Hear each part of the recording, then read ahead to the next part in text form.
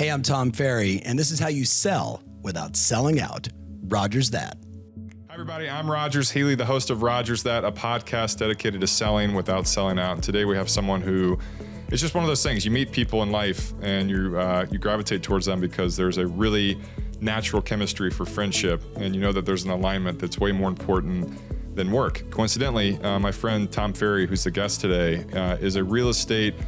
He's a legend. He's a sales legend. He's a coaching legend. He's somebody that has found a way to be himself for a living and leveraging that to scale, which I think is a really, really hard thing for people in sales to master ever.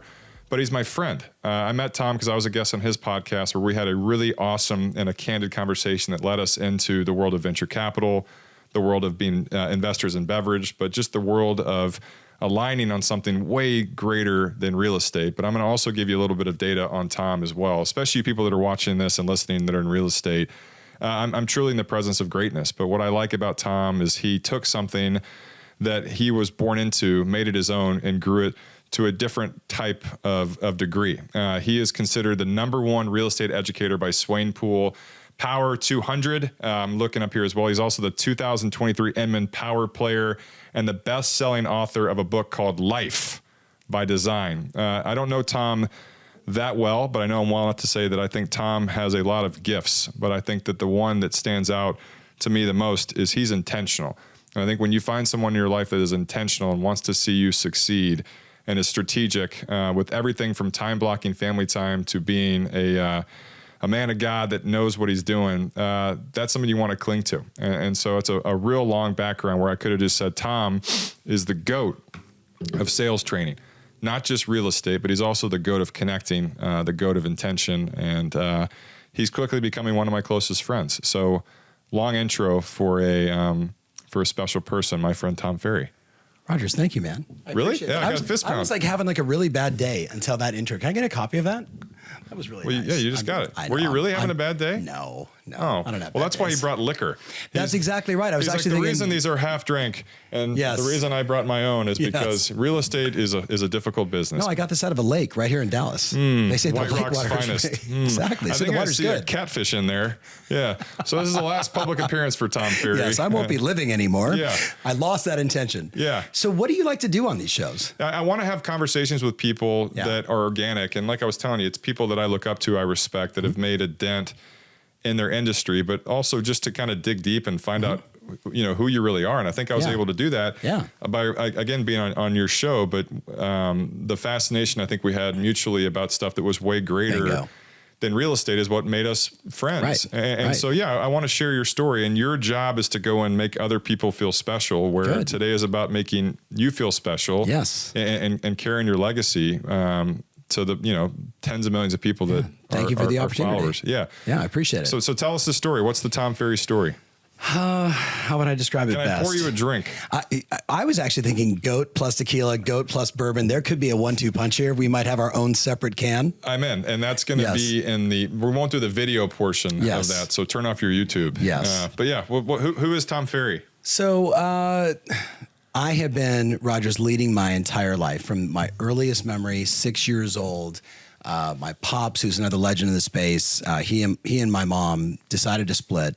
My mom hung up the phone and said, "Your dad's leaving us." And I remember in that moment saying, like, "Okay, how can I help?"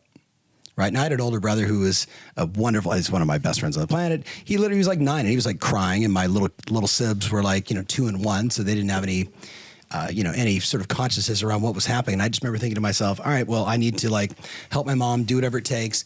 And kind of the joke is I've just never stopped doing that. So whether it was, helping friends in high school. How old were you? You were 6? I was 6. I don't have a lot of memories before that, but I remember that moment as clear as day. Chaucer Lane, Huntington Beach, California, little, 3-bedroom, 3-bath house that, my parents bought. My dad was a real estate agent for a guy named Pat McVeigh. And by this time he had already sort of elevated beyond that. He was doing all kinds of entrepreneurial things, owned a title company, a bunch of other businesses. But he was starting his speaking career at that time.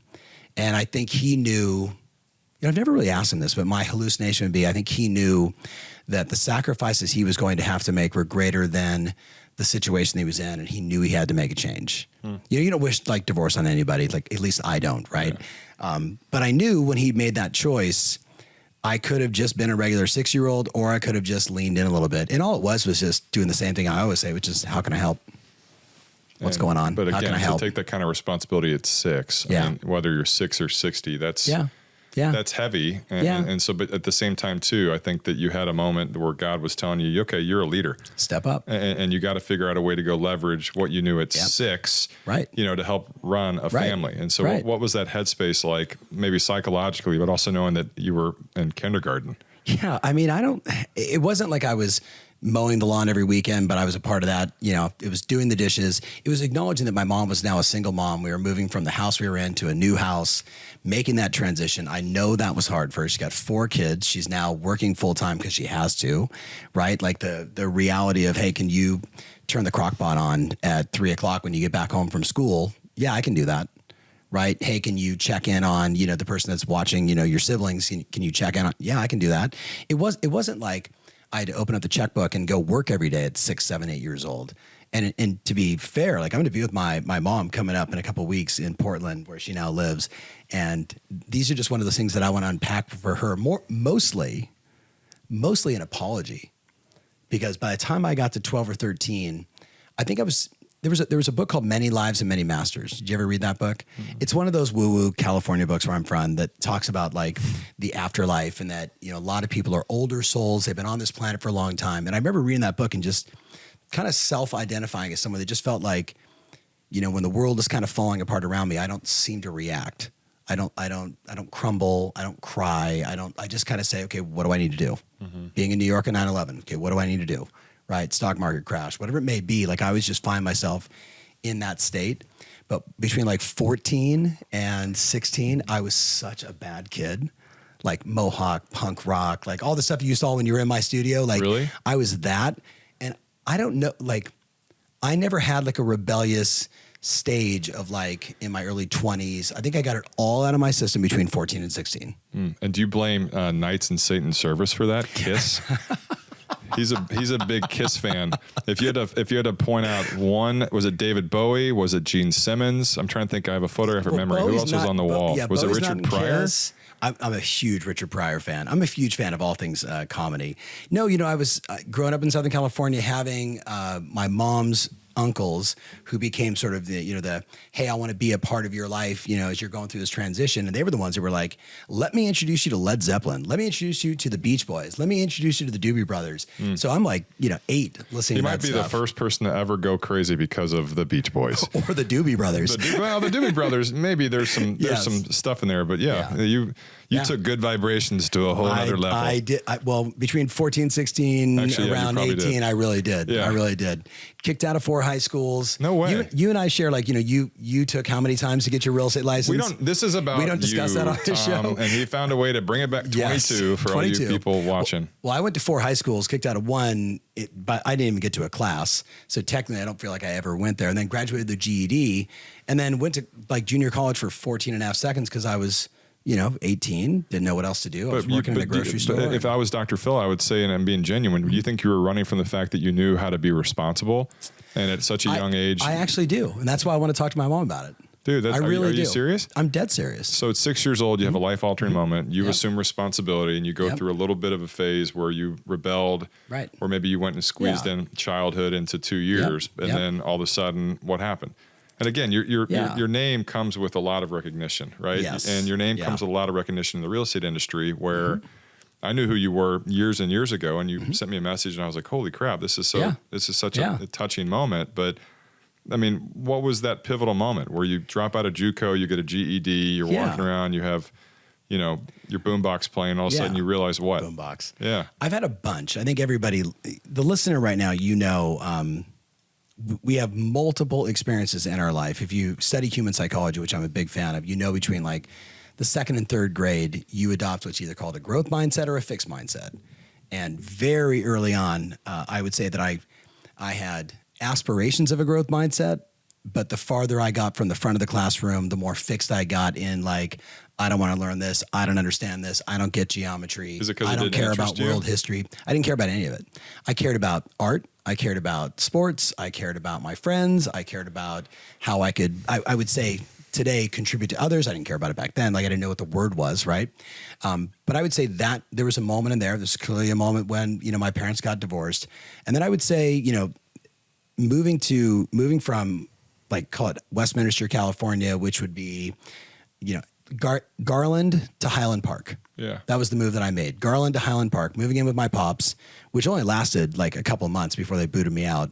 But even that was a pivotal moment. It was the realization that I'm the one that keeps doing this. Nobody's doing anything to me. I'm the one that keeps making these choices. And I remember like literally sitting there with like garbage pails full of all my clothes and a 74 LTD with suicide doors in front that my dad's assistant, Kathy Spadoni, sold to my dad for like a few shekels. Imagine how rad that car was going to be when you're like 16, 17. I'm like, I have scored.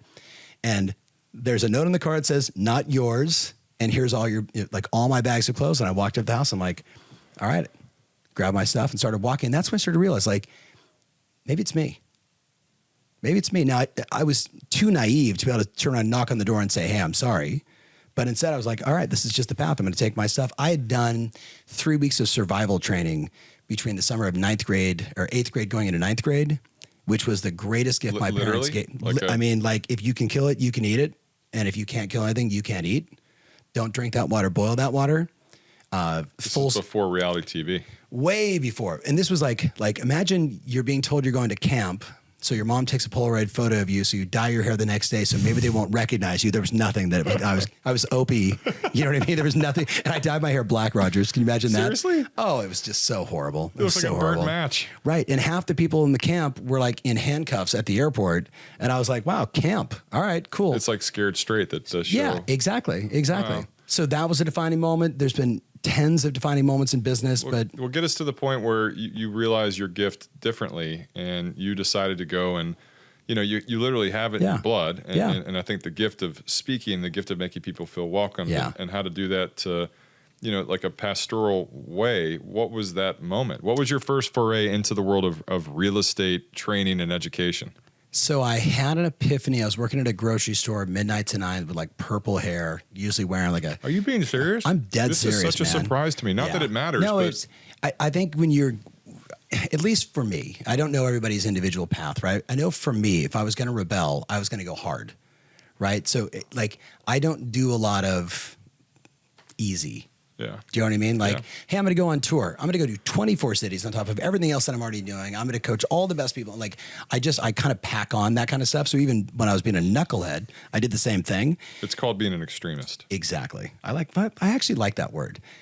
Some people freak out by it. I'm an extremist. Absolutely. It means you're all in or you're all out. Right. All or nothing. There's interested or committed, man.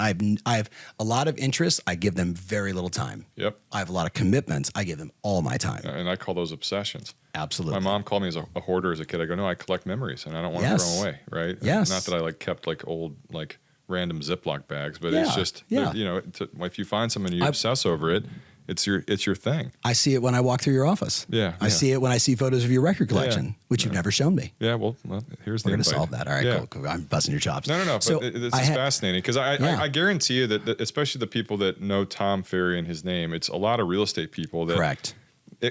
Myself included, I'm guilty. I just assumed that you had it figured out at an early age. Not at all. But I think that's what makes you that much more attractive because the authenticity is really you're a broken person that found your path to your gift. Right. So so get us to the gift. Have you tried yoga? Yeah. Okay. I have a love-hate relationship with yoga. Yeah. Yoga is a practice. Yeah. And I look at it like it's never something I'm going to be killer at, but I can keep working it and finding moments. And I look at life and business the same way. Life is a practice. Yeah. Right? Being in relationship is a practice. Managing your money is a practice. Making investments is a practice. You got to do it a lot. Yeah. Right? To ever get good at anything. So my defining moment was... Well, hold on. I'm asking you a question on that. Yeah. Is part of the reason you like all that, the way of thinking is that you're never going to be the best? 100%. Same. 100%. And I think that's part of your gift as well. Yeah. And that's why you're an authentic coach. Anyway, back to the point you were making. So I was working midnight to nights at this grocery store, and this guy sold me his Honda 125cc lawnmower on wheels, my first mode of transportation. He was just a sweetheart of a guy. And literally, he was old. He was 28. And I'm, you know what I mean? And I'm 18. But that's a big gap, right? Yeah. And I'm looking at him, and I'm looking at the stuff that I'm stocking on the shelves, and I thought to myself, that guy's making like $12 an hour. I'm making $12 an hour. He's 28. I'm 18. What am I doing? And it was just that, right? And literally, Rogers, my dad comes walking in. Now he's in like a Armani suit, picking up like groceries for my stepmom and my stepsister, and like straight in from like LAX. God knows where he was that week, probably 5 cities in 5 days. He looks completely exhausted. I come walking up to him and I'm like, Dad. Now, he kicked me out a year and a half ago. We have not talked in a year and a half. Dad, purple hair, earrings, punk rock t-shirt with a Vaughn's Pavilion, whatever thing around my waist. And he's like, yeah. And I'm like, I want to run your company. And he literally said to me the greatest line ever. He goes, hey, when the drugs wear off, come talk to me. And he just turned around and he walked away. So I jokingly say I waited 4 or 5 hours. The drugs wore off. And that morning, I remember thinking to myself, okay, what can I do to like cut my hair normal, to try and dye it to a reasonable color? And then I sat down at his place and I'm like, no, I really want to run your company. You used to make me work on the weekends. I was like taking audio cassette things that you were selling to people and I would shove them inside the package and I'd send them out on UPS. I'm like, I understand the business. I can do this. And he was like, kid, here's my business: finance, HR, people, sales, marketing, logistics, events. And he broke the whole thing down. He's like, how old were you? 20? 18. And he's like, if you can master any one of those, then one day you can run my company. And I literally, Rogers, I was like, okay, I'm going to be the receptionist, which that was hysterical. And he actually called in one day and I'm like, hey, Tom Ferry Productions, this is, and I didn't, it just slipped out of my head. And he goes, hey, not yet.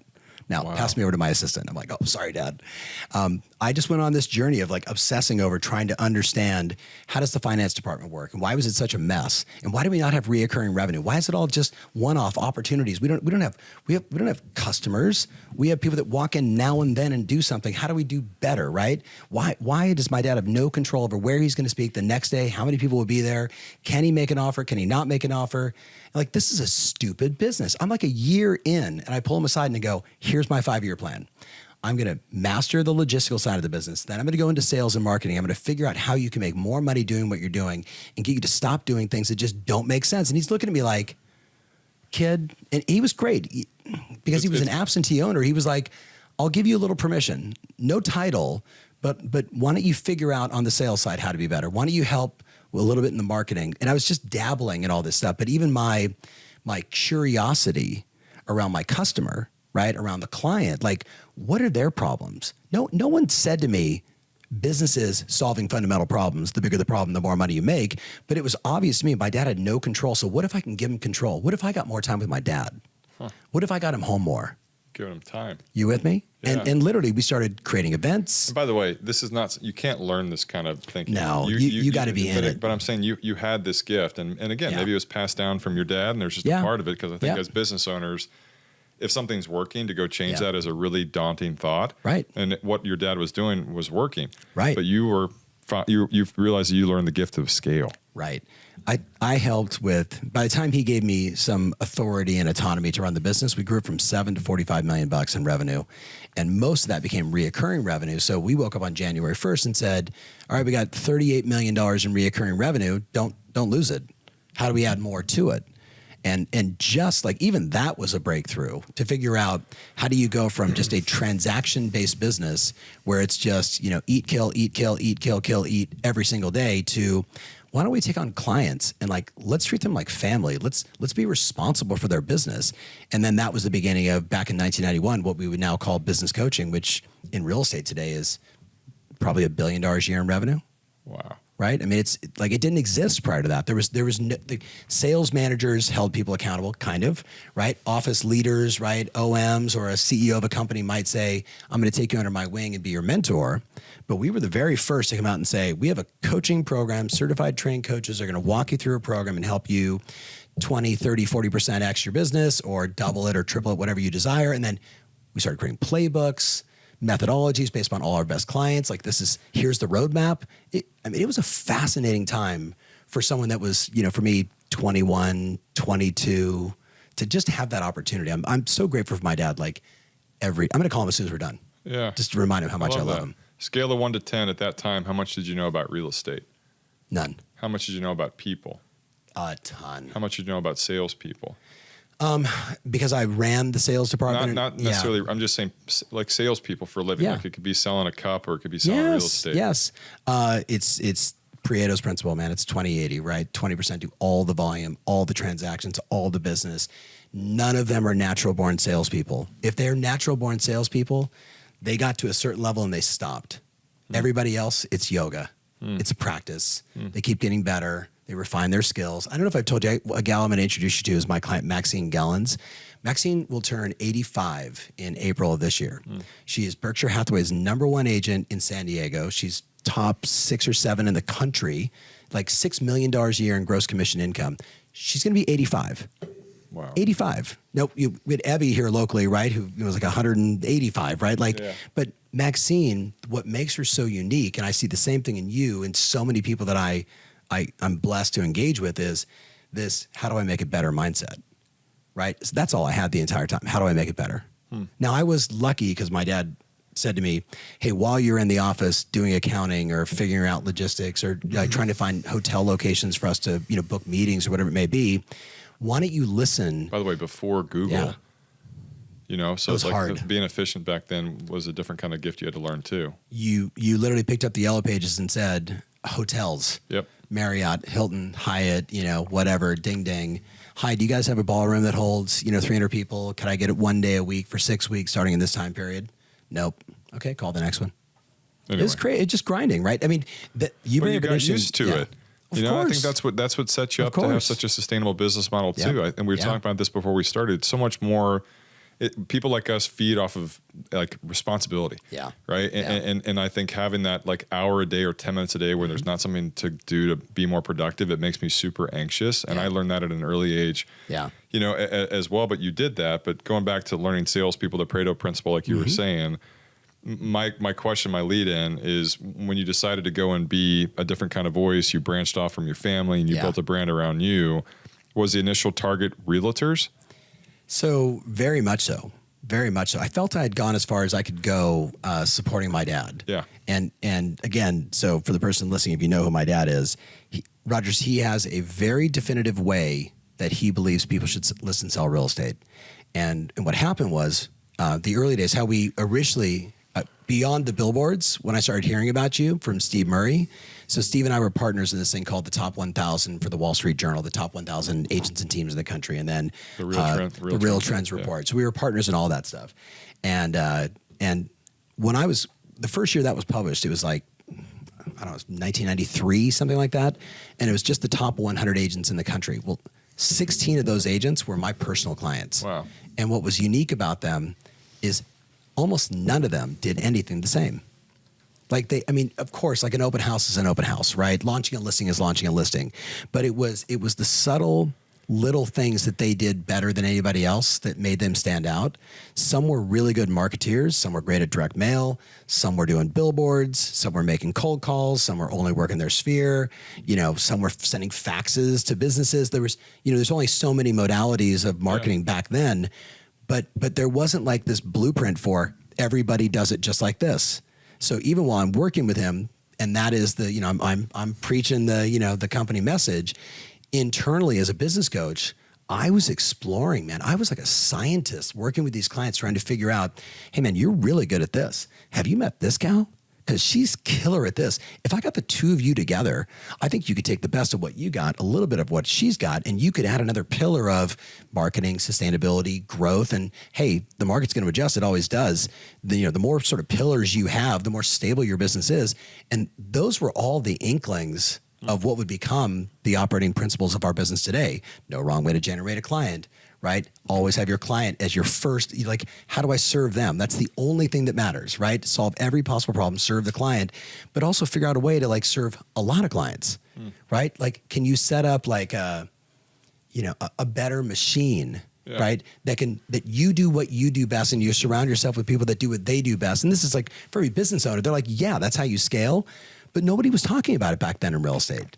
And I want to sing to Tom's success and his wisdom as well. We had coffee a few weeks ago, and one of the questions I asked him, not even preparation for this, but just as a friend, really before my conversation with you, I tell people I would never trust a bald barber or a skinny cook. Right.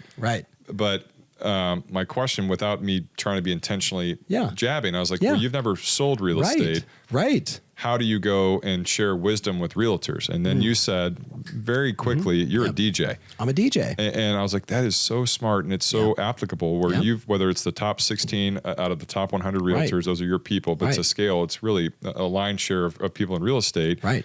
You're a sponge for a living. And what you do is you listen to people and you're like, that will work for this person. And you're connecting the dots, which again, scaling, you can't do that for the tens and 20s of thousands of people that you help. So you've built a team. And I want to go back to something else you said as well, which I thought was really valuable.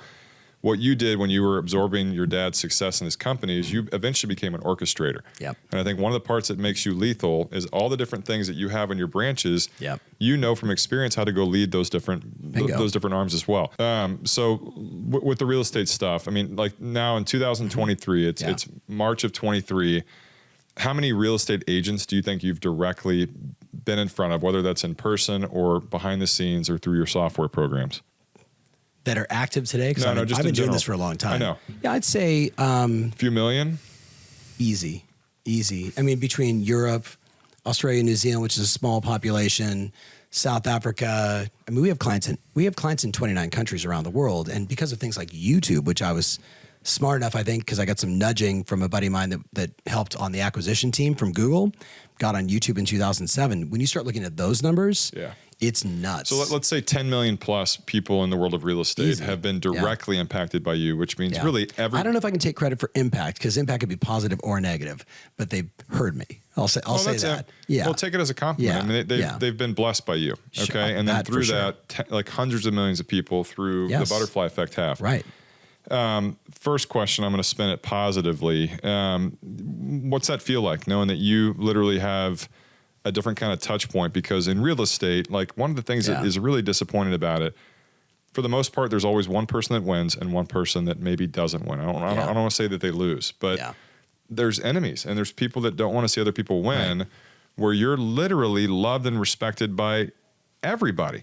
So what is that? I know, I got haters. Yeah, but for the most part, I mean, like there's people like coaches and self-help people. They're so full of crap. Even the ones that don't like me, when I meet them face to face, we still find common bond, and it's probably because like me, you're misunderstood. Yeah, and I think when you put yourself in a public place and you have a lot of people that are looking up to you, there's someone that's gonna be like, that guy's not real. Yeah. But I tell you this, to what does that responsibility feel like? Honestly, it's so funny. Honestly, salespeople don't say honestly because people think like, do you normally lie to them? What's going through my head, Rogers, is half the time I feel like I suck. Like, I get 800,000 views on my YouTube channel. Why don't I get, Isn't that 8 crazy? 8 million? Do you know what I mean? It's crazy. Like because it's never good enough. I'm always grateful, and I'm never satisfied. Yeah. Do you know what I mean? Like, preach. Yeah. Right. So like I'll spend money on advertising to get more people to see it. Yeah. With no commercial benefit at all. Do you know what I mean? It's not like, but wait, there's more. Call my office. And no, it's just like, that was a really good video. Our interview was really hot. This one I just did with this marketing genius. I was like, man, just put some money behind that. Like the more people see that, like I had literally people. But at the root of it, it's because you care. But also at the root of it, like you're your own worst enemy. 100%. It sucks. And one of my buddies has an expression. He says it's infinite elasticity. Yeah. Right. Which just means no matter how far you stretch it, it can always keep stretching. Right. You're never going to have this inflection point. It's the You're universe. Like, okay. So on the flip side of this question, selfishly for me ish. So this is my 23rd year in real estate. I started my company 16 years ago, and kind of to play off your point, instead of me focusing always on these lives that have been impacted positively through an idea I had, it's always the losses and it's the revolving door. Oh, yes. How does that not crush your soul? It doesn't. How? It doesn't. I'm saying like knowing that you've done everything you can to help these people. I know exactly what you mean. So back in the early 90s, there was a kid named Lonnie Boucher, and no one will know that name. The significance to Lonnie was when we met him. Isn't that the kid from The Waterboy? No. That's Bobby Boucher. Bobby Boucher, yes. My name Bobby Boucher. Yeah. And I like Vicky Valancourt because she showed me her beep, right? Medulla oblongata. Yeah, sorry. Okay, we just connected again. See, this is what we do. Yeah. This is what happens when we hang out. Sorry. Lonnie, Vicky Valancourt, golly. Vicky Valancourt. Fun fact, the mom on Waterboy, Kathy Bates, SMU graduate. Yes. Yeah, really? Vicky Valancourt was Fairuza Balk And not to be confused with the coach, Henry Winkler. Henry Winkler. AKA the Fonz. Yes, with that green notepad. Right? It was so awesome. That's like me when I walk around, except I have the confidence. He didn't have the confidence. Yeah. He got it back, though. He also got Bobby Boucher, right? Yep. So Lonnie Boucher was a Bobby's brother. He was a pack mule for drug dealers. Oh my So gosh. he was bringing drugs across the border between like 13 and 17. Born and raised in Louisiana, gets caught, Which is goes where to Bobby jail. Boucher was. I know, fun fact. But it gets worse. He spirals after he gets out of jail into like a really dark place of his own personal drug use. And then with a child born, decides he's going to get clean and sober. Wow. He does. So I forget. And he became a realtor? No, I was like, no, oh. he became a speaker. So he would be out doing like these like high school events, talking to kids, like trying to basically scare the hell out of them, right? Don't do drugs. And again, this is like early 90s. I don't know who introduced us, but when he and my dad sat down, it was just like, we have to get this kid in front of more people. So we'd have him speak at our events. You know, we put him on the map. We got him to write a book and like audio programs, Wow. like just trying to help this kid because his message was just so pure. Like, you can recover from the darkness and step back into the light. You can do it, right? Anybody can. And it's not an easy path, but he did it, right? So the reason, back to long story, back to, you know, with Bobby Boucher and everything else is he once said to me, if I took credit for all the people that became sober because of me, I would also have to take credit for all the lives that I took. Ooh. And I was like, and when he said that, it landed. And I was Holy like, crap. I was like, yeah. So what's hard for me is So the interpretation of that, stay humble. well, it's at Stay every focused. event I go to, someone says, "Oh my God, you changed my life," and I say, "No, I didn't. I opened doors. You Yeah. ran through it. I provide insight and guidance and information. More people don't use my stuff than use my stuff. So do I have to Because take you're credit not for all the spending enough bad on advertising. I need to spend more money. You on need 1 million advertising. views. I really do. 800,000 Thanks. isn't Okay, I have to gonna do leave. Today's show was brought to you Yeah. by my failure. but you know what I mean? Like that's that. It does. And when you look at the lineup of all of our clients, they are arguably like, I was just texting with the guy who's the number one agent in all of Sardinia in Italy, and I'll be in Australia in front of thousands of people, and the guy that is kind of you there, a guy named John McGraw, owns McGraw Real Estate, spelled McGrath, which the Aussies don't know how to spell or say things. It's hysterical. But Johnny, who I've known for like 26 years, like he's like, "Oh, you've done so much for my career." And I'm like, "John, you built one of the biggest luxury brands in all of Sydney. You know, I talk to you once a week. You were working 100 hours a week. I'm a guide. I'm the person in the back of the boat. When I say, hey, we're on the Snake River and, you know, lunch basket's coming up. And if you don't like go right or left, you're going to, right? So, hey, go left. Tom And Ferry. some people don't go left. Sherpa. I like that word. I do like that word, but I'm not a mountaineer. No, I'm not either. But I do- but Maybe I- more of like a mensch. Yeah. Which is such a great word. Mensch is a great, Have you seen I have a Super lot of Mensch, mensch the friends. documentary? No. It's really good. It's about this Okay. guy that, whatever.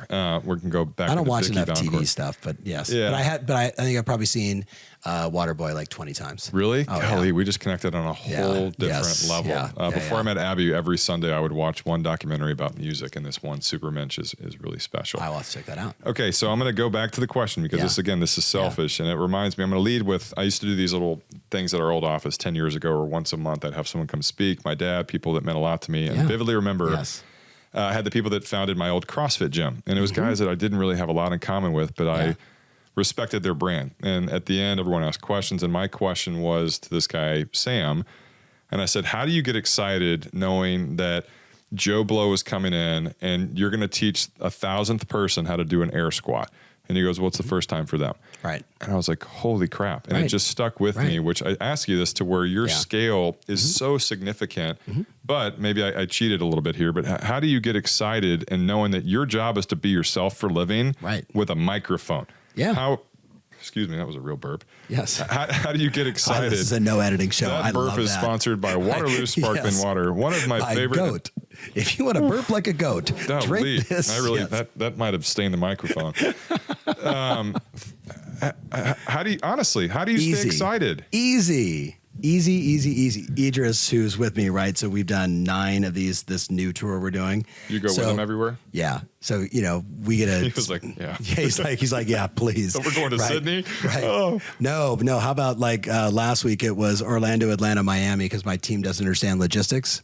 Orlando You know? where? Orlando, Atlanta, Miami. Oh, okay. I was like, wow, we couldn't have thought maybe Atlanta, Orlando, Miami, or Miami, Orlando, Atlanta. Yeah. But anyway, I digress. It's the same talk. It's the same talk. It's delivered differently because Miami is different from Atlanta, is different from Orlando. But I walk in with the same intention. Don't laugh. I literally say, make them laugh. It's really hard to do what they do. They're under a tremendous amount of stress. Rates just went to 7, right? They've got uncertainty. They might not have any escrows right now. Make them laugh, have tremendous empathy for where they're at, and then give them hell. Which is And why then I just go into all my stuff. I'm his opener, and I come in and I say, "I'm Rogers. I failed the real estate exam 21 times. So okay, that even And they go, "Hello, Rogers." Oh, I'm glad I'm not you. Yes. That actually made me think too about music, which is one of the connections we had. Right. So one of the greatest moments of my life, truly, about 12 years ago, I saw the Eagles play for the first time. Yeah. And I went by myself. It was 14 years ago. I was emotional. I had great seats. I was by myself, and they played 2 nights in a row. Yeah. The second night was one of the biggest letdowns because I was like, oh my God. This is so rehearsed. They're wearing the same outfits, literally Verbatim. everything. And I was like, oh my! And so you're a rock star. I'm performing. You're a performer. I'm performing. Right. But the difference is like, and you could tell like the chemistry between Glenn Fry and Don Henley wasn't genuine.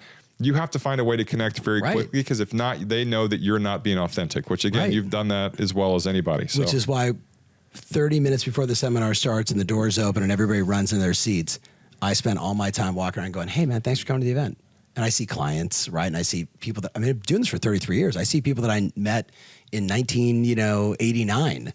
Oh my God, I used to come to all your stuff with your dad. I'm like, oh man, it's so great to see you. Like, and I do have this weird memory for like, we met in Minneapolis at that ugly Marriott. Like, yeah, they're like, yes. I'm like 1992. Dude, that was awesome. I sold you that hatchback at Vaughn's. Right, exactly. You owe me $18. No, I'm the one that put your eggs on the bottom and then the cans on top. I'm so sorry. Dude. I'm actually going to do a YouTube video, Idris. I want to do a YouTube video on how to properly bag groceries. Okay. This is like a warning for everyone. I look at people, there's no training for bagging groceries. This is like one of my pet peeves. Like I literally, for the last... Who would have thought this is what would have turned you on? For my entire life, no one bags your groceries except for me. I don't care where I'm at. I don't care what we're doing. I'm like, no, I got this. Which is why Tom Ferry is proud to announce Tom Ferry Farms, where you will come and bag your own groceries, get your own eggs. No, I'm going to bag your groceries. I'm obsessed by it. Yeah, he's going to go and tell you how not to scale. He's going to become the world's best grocery bagger. I do. I organize the 4 corners. I double bag every single time. Like I'm obsessed about it. Have you heard of the term OCD? There could be that. There could be a little bit Come into my closet. Yeah, same. Everything is organized. But listen. I am listening. It is not uncommon though for people like you and I who are probably perceived as not being very organized. It's more of it gives us control. It makes us feel a little better, right? Even though most of our world is completely out of control all the time. I have no control of how many people will be there tomorrow. I have no control if there'll be traffic. I have no, so you focus on what you can't control because it brings you some solace. But then I obsess over the stuff I don't have control over, which makes me less happy, and that's all part of. I don't do that. Well, good. That's on the next conversation, I guess. Yes, whole separate podcast. Another big question. These questions are honestly selfish for me too, and we have questions we ask every guest, and a lot of times I'm like, all right, but like, balance. Yeah. Like, how do you go? It doesn't exist. It doesn't exist. It's an absolute. It's a myth. It's a lie. It's someone trying to sell you something. You show me a balanced person, I'll show you somebody in a bad relationship, bad with their money. Like if you're too good at one thing, and life is leverage. You have to leverage to get the things that you want, right? I don't mean just like buy more real estate and leverage. I mean like leverage time, like do your highest and best. And, for me, sometimes bagging groceries, right? Like Would you say bagging groceries is your hobby? No. It's just when I have to go to the grocery store. Are you passionate about bagging groceries? I'm almost borderline upset about it because people do it so poorly. Do you ever watch Supermarket Sweep? Do you get pissed? Do you ever seen that show? No. Okay, don't watch it. I don't want, the TV is, So I would say, here's my caveat to the person that is like, no, but I find balance. Here's what I say. I start every October and I map out everything I'm going to do for the entire year with my family, right? I have a son at SMU who's graduating in May. The next day, we're going to Rome. We're going to go hang out with my buddy, and he's going to get married to his beautiful gal in Ravello, and then we're going to come home for 2 days. Then we're going to go to Australia, and I'm going to go do 2 days of talks, and then I'm going to fly down to Sydney, and my best friend on the planet and his 2 kids, we're all going to meet up, and I have every dinner already planned. I'm going to Sydney? Yes, you're coming to Sydney, brother. I didn't tell you. This is like a game show. Yes. But like, so my whole thing is, if it's not in my schedule, it doesn't exist. Okay. If it's not in my schedule, it doesn't. So everything that matters to me, the people that matter, the meetings that matter, the time I want, even if it's just like these like blocks of like, and some of you are going to say, well, this is too obsessive, but like, I have like just chunks of time that just say Tom and Kathy. Dude, just my wife and I. That's healthy. I think it is. Time blocking is really, really healthy. Yep. And I think that maybe, you and I, it's hard for me to be spontaneous, right? And I went through a phase where I canceled a lot of things because I was just burned out. But for sure. Yeah. We probably overcommit to our calendars sometimes. Yeah. And then I'll come home and just go, can we just do nothing? Like, is there like a Netflix show or something you're into? Like, can we light a fire? My fireplace doesn't work when it's cold. I need help. Call your HOA. No, I mean like high rise. Like they said to me, I don't know why I'm discussing that. I know. I don't know why I was looking at you for that. I can't. It baffles me. My fireplace doesn't work when it's cold. Well, I'm on my way. You looked at me like it's an extension of my services here, but there wasn't a Rogers Realty somewhere out there. Healy Property Management can help, but not Rogers. That's Healy. a good idea. No, I'm not showing up. So we drift off into these weird thoughts. No, but again, I think that's why it goes back to the connection of the venture capital and these things that excite you. Yes. And music. Yes. And I think that music for both of us is a different kind of escape. And so I'm going to ask you a question that I ask people on the Rogers Music Tour podcast. Right. You're allowed one song the rest of your life. It doesn't have to play on repeat where it drives you crazy, but one song. What is the one song? Oh, man. For the rest of my life, I have too many one songs in my head. I would have to go with Panic in Detroit by David Bowie, B-side, Aladdin Insane. Whoa, you just dug super deep. Because it's got enough rock and roll element, but it also has a jazz funk element, and the lyrics are just fantastic. So like it feeds into a couple genres of music all in one song. Follow-up music song, what's your theme song? I probably have to say Montel Jordan. This is how we do it. Really? He's a pastor now, 6'6". Totally makes sense. This is how we do it. But like that's like, my whole thing is like when people are like, but I don't understand. Like this is just how we do it. Right. It's Friday night. We're doing a podcast. Right. Okay. Next question. Who plays you in a movie? God, who plays? Well, Bradley Cooper probably. Or? Bradley Cooper. No, I don't.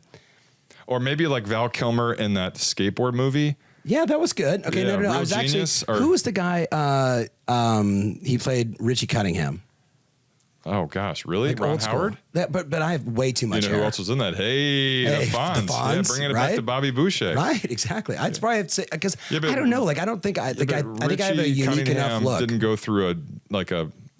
Yeah. Oh, just based off looks alone. Okay. That was my point of reference. Like someone that kind of remotely looks like me. I'm like, I think I look uniquely like myself. So literally the most all-American human in the history of the world. Exactly. It just says, hey, he's got red hair and freckles. Yeah. Go to Ireland, go to Jackson Hole. I'm everywhere. Okay. Okay. I'm glad you brought up Jackson Hole. I know that we talked about kind of the visions for the future. And while we can spend like a couple minutes on it, talk about the ventures that keep you sane that have nothing to do with real estate.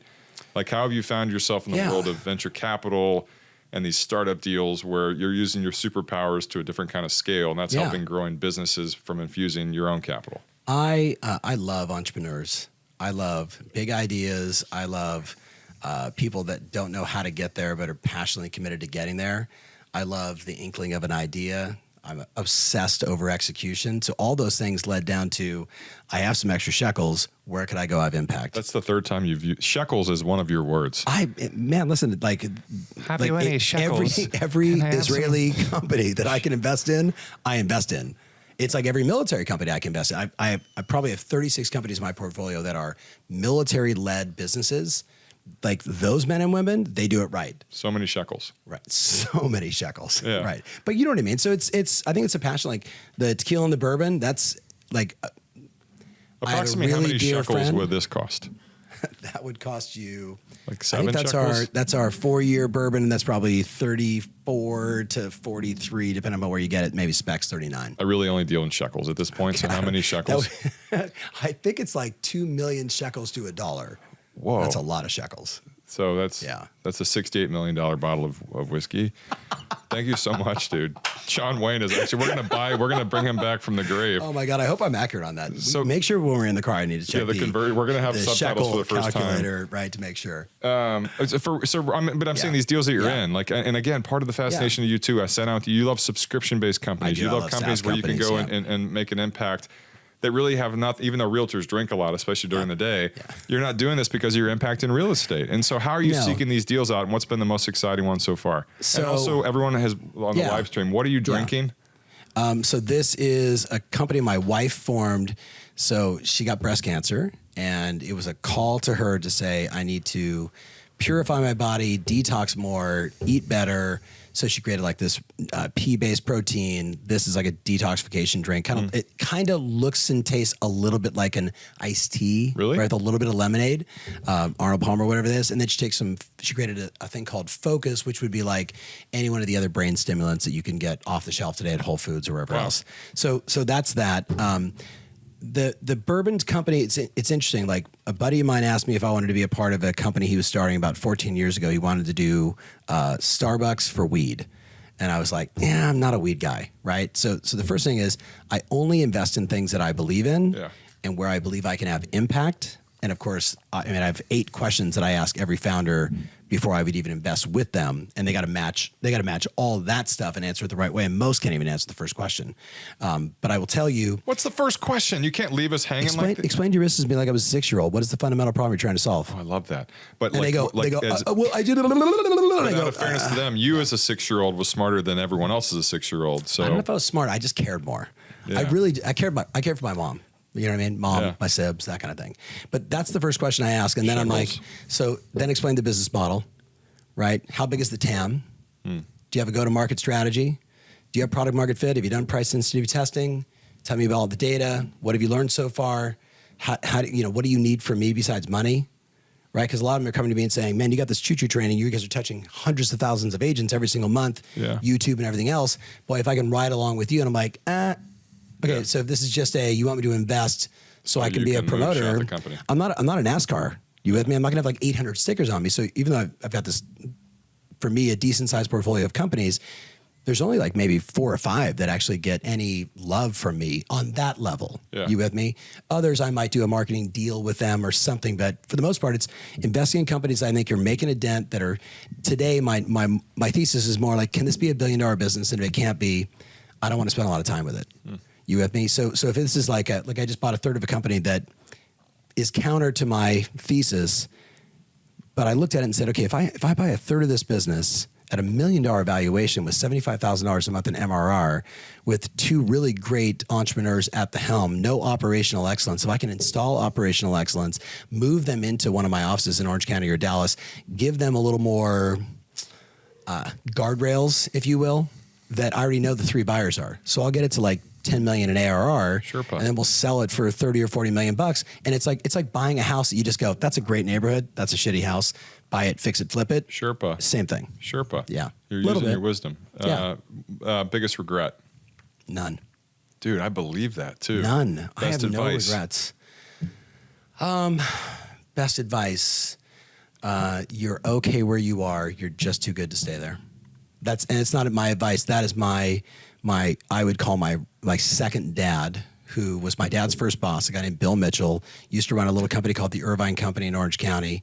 Met him when I was 18, one of the first meetings my dad let me sit in on a board meeting, and he stood next to me, and he had a Mickey Mouse watch on. Everybody else was like, it was literally in that room, the founders of Guthrie Ranker Corporation, it was all these just rock stars of the industry at that time, infomercials, sales and marketing businesses, and this guy.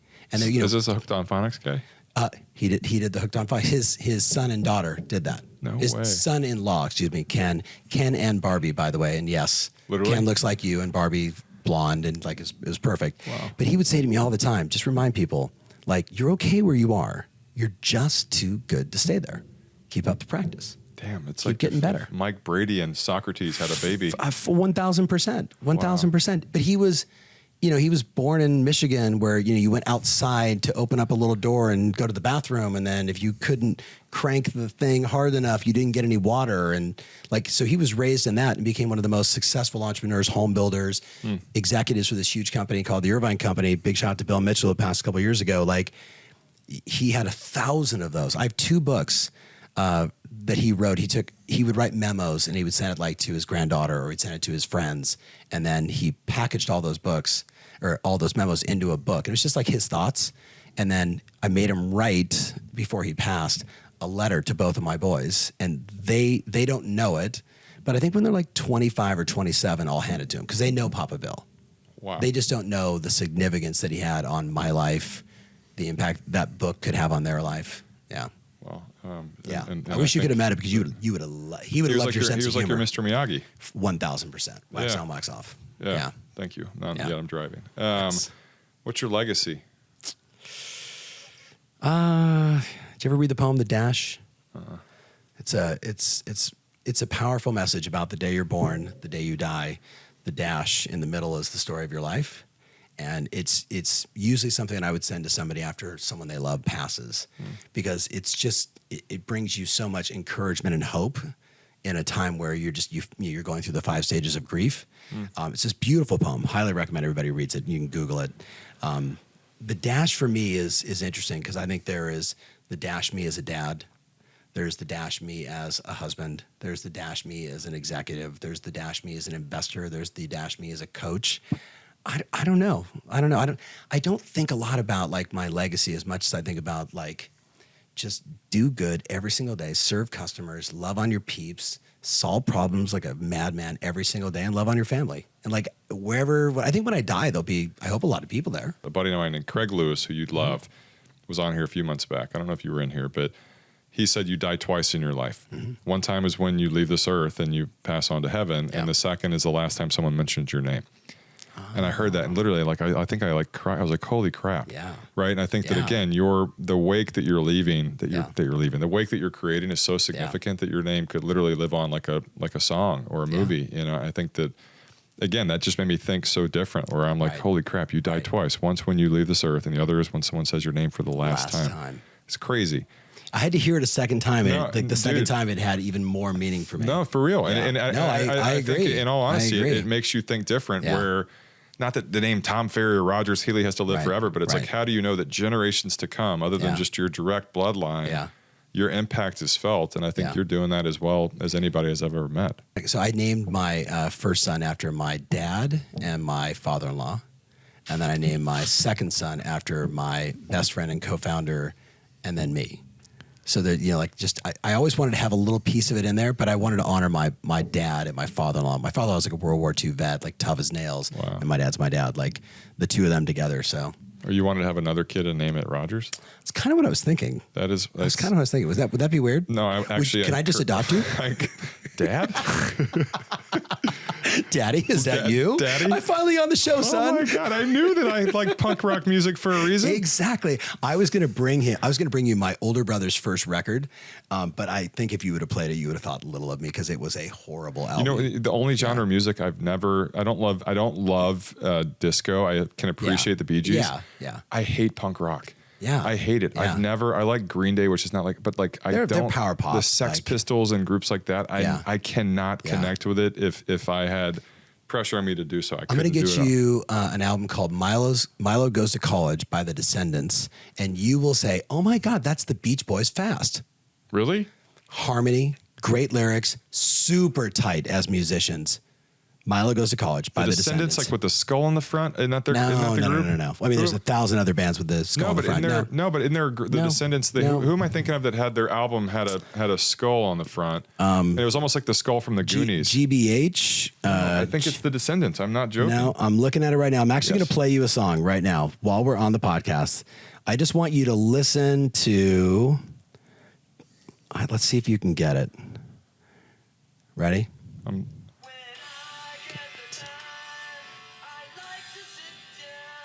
And write a little rhyme. So it's like pre-Offspring.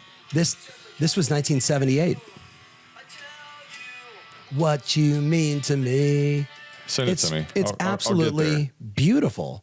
And that was in 1978. They would get booed by everybody else. It was like, rah, rah, rah, rah, rah, rah, rah, and shave your head, right? They were ahead of their time. They were way ahead. And then you look at like Offspring, Pennywise, all these bands that all say Descendants. If it was not for that, nobody would be doing power pop. Wow. So that, like when I say punk rock, like that's my origin. Fair. Yeah.